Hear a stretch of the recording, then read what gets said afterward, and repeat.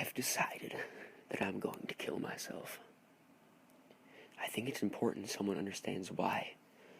So I'm making this video before I blow my head off. The first time I remember it happening, I was 9. Johnny Weller and I were playing in his backyard. The sun was setting over his back fence, warm oranges and apples shining through the bone-white slates like creamsicle against pearly white teeth. Johnny was the cowboy and I was the dirty redskin, stealing his horse. We ran around the swing set, him laughing and me whooping and threatening to scalp him. When he tripped, I ran to where he laid in the dirt, scooping up a handful of air, pointing my finger at his nose and proclaimed, "I got your gun now." Bang!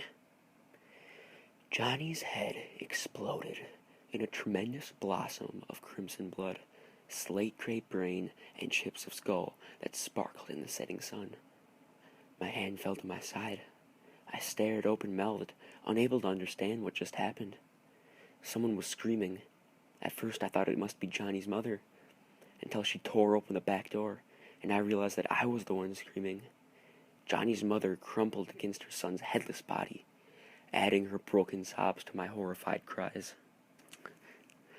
Johnny's funeral was the next week. Closed casket.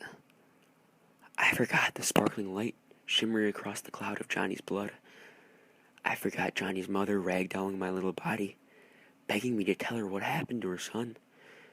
I forgot the sheriff telling my mother Johnny was hit by a falling bullet, one of 26 cases each year.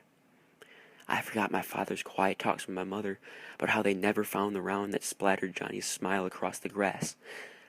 I adjusted. I coped. I forgot. I didn't forget the next time it happened. I never played cowboys and Indians again.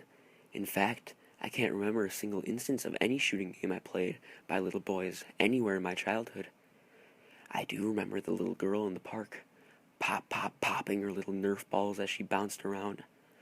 She ran to me, brandishing the weapon and shouting, "Hands up!" I smiled and complied, dropping my sandwich in mock terror. I lifted my hands up to the sky and petitioned for mercy, a true homicidal maniac in the making. She executed me with a flurry of staccato pops. I doubtfully played dead, sprawling across my bench. She giggled and proclaimed, "Your turn, shoot me." A sudden sensation of intense discomfort slithered up my spine. I thought of flowers, glittering crimson roses, wet with morning dew.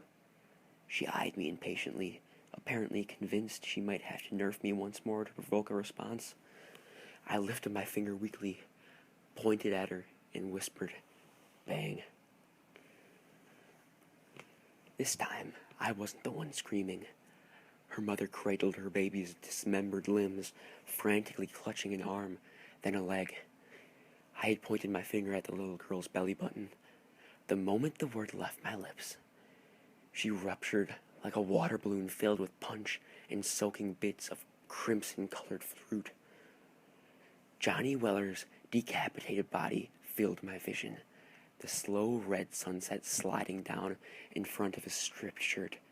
I ran. I can't do this anymore. I got pissed at Laura yesterday, and I put my fingers in her face to tell her off. I didn't even say it. I couldn't bring myself to stop my girlfriend's brains off the kitchen. I can't do this anymore. All I have to do is put my finger to my temple and say it. At least I'll go out with a bang.